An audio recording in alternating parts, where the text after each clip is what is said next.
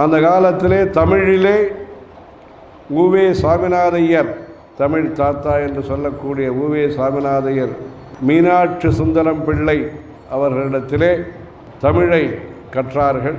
அப்படி அந்த மீனாட்சி சுந்தரம் பிள்ளை அவர்கள், பிள்ளைவாள் சொல்வார்கள், அவர் நிறைய தமிழிலே ஸ்தல புராணங்களை பாட்டாக எழுதி வைத்திருக்கிறார்.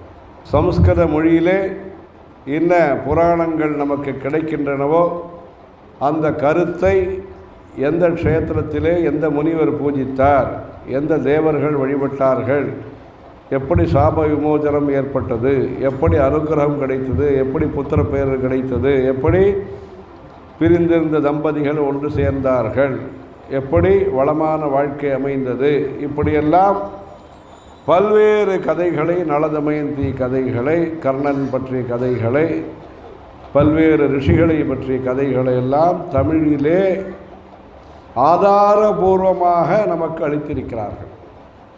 அப்படிப்பட்ட இந்த தமிழிலே இருக்கக்கூடிய நல்ல இலக்கியங்களை எல்லாம் பள்ளிக்கூடத்திலே படிப்பது என்பது அரிதாகிவிட்ட நிலையிலே கோவில்களிலேயும் தரிசனம், அர்ச்சனை, செவ்வாய்க்கிழமை அர்ச்சனை, வெள்ளிக்கிழமை அர்ச்சனை, தரிசனம், பிரசாதம் என்று நாம் பிரார்த்தனையோடு நம்முடைய வழிபாட்டு முறைகளை நாம் முடித்து கொண்ட நிலையிலே இது போன்ற கலாச்சாரத்தை பற்றிய பெருமைகள், கலாச்சாரத்தினுடைய மகிமைகள், முக்கியத்துவத்தை எல்லாம் தெரிந்து கொள்ளும் வாய்ப்பாக இது போன்ற நல்ல மண்டபத்திலே நல்ல விஷயங்களை எல்லாம் நாம் கேட்டு பயன்பெற வேண்டும்.